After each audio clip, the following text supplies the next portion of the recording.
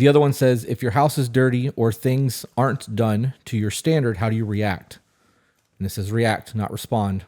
For those of you who don't know, there is a difference. Are you angry, bitter, or demanding? If you are loving to your family, do you think it would be viewed in a more positive light?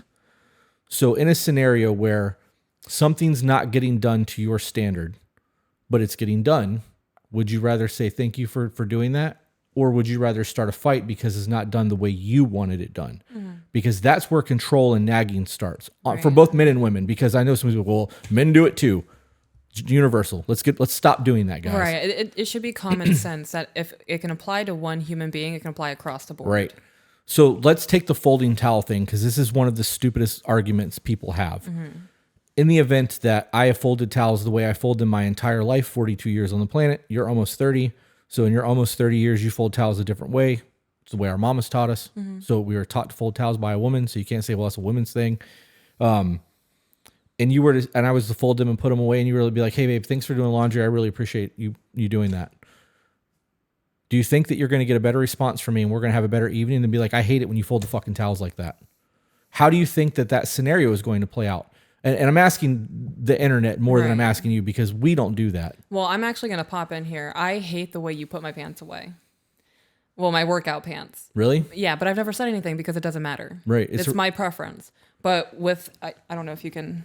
You see the white stripes? I do. So when I fold these, I fold them like thinner. That way I can see the stripes and just know what color it is. I don't have to have them fold in a giant block. Okay. But it's something I don't bring up because it doesn't matter. When you go out of your way to help me with the laundry, knowing that's my job to do, why would I bitch at you and say you're folding my pants wrong? You need to do better next time. Right. That's exactly the point. Right. And I've never said it until now. And I had no idea. Right. Because it doesn't matter. Right. Yeah. Going forward, it still doesn't matter. My pants are put away in the drawer where they belong. It doesn't matter how they're folded. Yeah. I mean, that's exactly it. And I didn't know that was ever a thing. And if you ever showed me, like if you were like, here we go. Mm-hmm. This is real life problem solution. I didn't know that. Right, but it's not a problem for right, me. But the next time we're doing laundry and I'm helping you put laundry away, if you have a pair of those, if you go, hey, babe, check this out, and you show me, this is the way that I like my pants folded because I can now see these and I know that that's the colors I want, I'm going to be like, mental note. I'm going to do this and she's going to give me an attaboy later.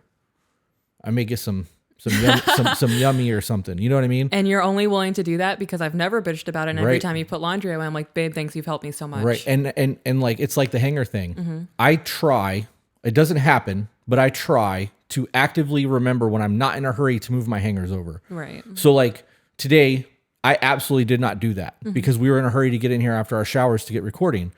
But I know later when I go in there to change my clothes, if I change my clothes, I just grab those and move them over. Yeah.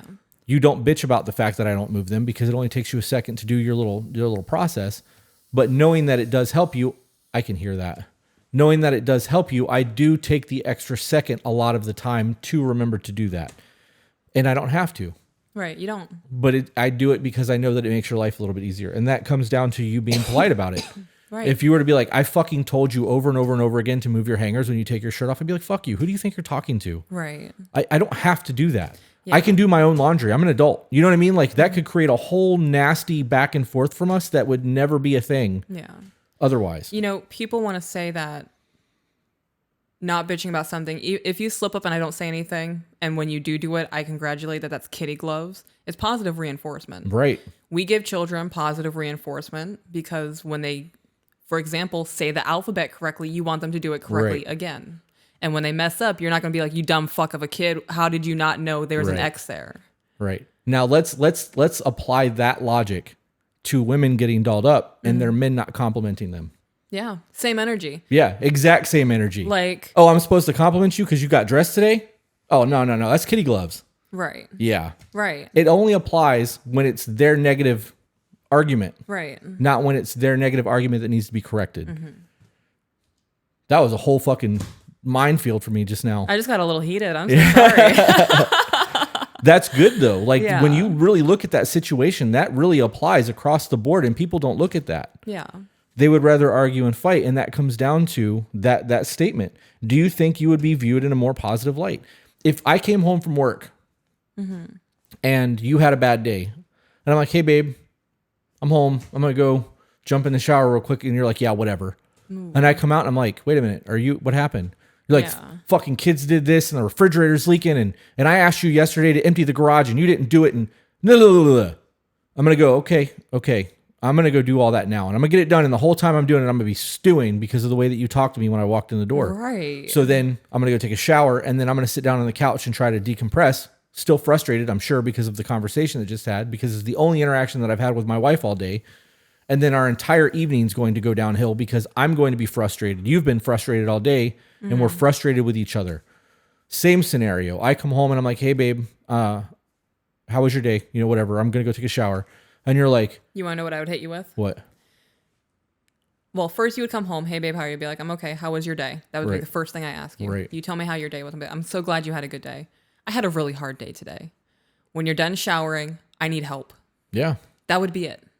I'm not going to give you a long laundry list of what went wrong today, how the kids were misbehaving, whatever. I need help. That's the bottom line. Right. In that scenario, this really is not at all how I thought this podcast was going to go. In that scenario, I would be like, okay, I'm going to quickly shower then. And then I would come out of the shower and be like, all right, what do you need me to do? Because in my head, the way that you said that sounds like you have things that you need me to help you with in the house. That's how my brain immediately took that. So I'd be like, dope, shower, come back out. What's up? Because you weren't like, I need to talk to you. You did this wrong. You said, I need help. Yeah. Dope. What do you need me to do? Now we're having a conversation of what I can help with around the house, and it's not in a negative manner. I don't think there's anything wrong with our relationship. There's no anxiety of we need to talk or your tone towards me. It is a recognition that something needs to be taken care of, and I'm the guy to take care of it. It's my duty. That positive light when I come home the next day and I'm like, hey, babe, how was your day? And if you had a bad day again and you hit me with that same energy, we are not going to fight. We're going to resolve what's going on as we're working through the evening trying to get shit accomplished. And I'm going to look forward to coming home every day because I know that when I walk through the door, you're going to greet me with I love you or positive intimacy or non-combative energy. I don't even know how to word that. Just love. There's no, just because I had a bad day while you were at work, you done absolutely nothing wrong with my day. Right. My day is my problem. When you come home, I am not going to be shitty towards you just because my day was wrong. Right. That doesn't make sense to me. No, I get that. So it's no different than men who have a bad day at work and bring that shit home and shit on their women. Right. To be fair.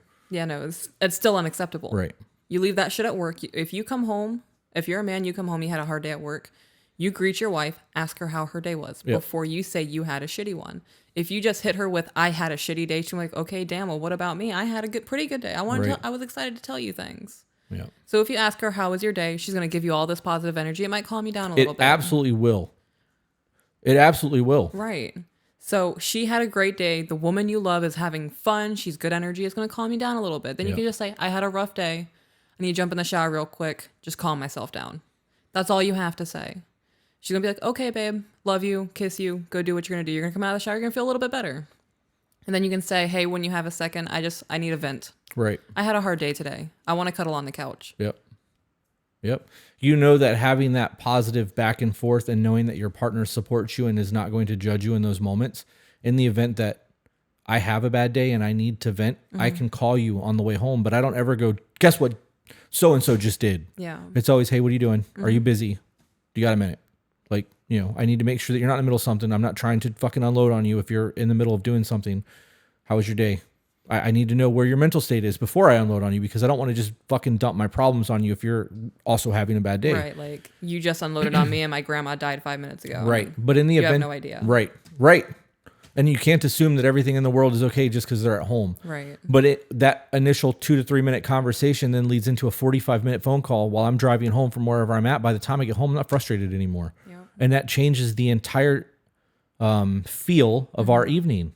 And what could have been a very silent dinner and me going to bed early because I'm fucking pissed off and I haven't figured out how I'm going to work through whatever my problem is. We now have time on the couch, watching TV, holding your feet, maybe eat a pint of ice cream before we go to sleep, whatever the case may be. Like we have a very good evening that way. Yeah. And that comes down to just being able to know that you are not going to be met with negative resistance all the time. And if you are the person that is constantly hitting people with negative resistance, you are going to reap what you sow in that scenario. Yeah. It's going to get to the point where your man's going to have a problem. He's not going to talk to you or your woman. or people aren't going to want to come home. Or if they do come home, they're not going to want to talk about it because, for example, men are fixers. We know that. We've talked about that at length. In the event that you came to me and didn't say, I just need to vent, and everything that you came at, I offered solutions to your problems, you're going to get frustrated with that. How am I supposed to know you just need to get it out of your head? Sometimes just hearing yourself speak is enough. It's like that for everyone. Yeah. But men are fixers. You go to any man to man, it doesn't matter. If you bring a problem to a man, he's like, all right, puzzle, let's solve this, and it's important to remember those things. Hey guys, if you enjoyed that, found it entertaining, funny, or even learned something you didn't know before, share it. And if you're not subscribed, why aren't you? And for those of you who want to support us, get access to exclusive content and live streams, we do have a Patreon. All the links are in the description.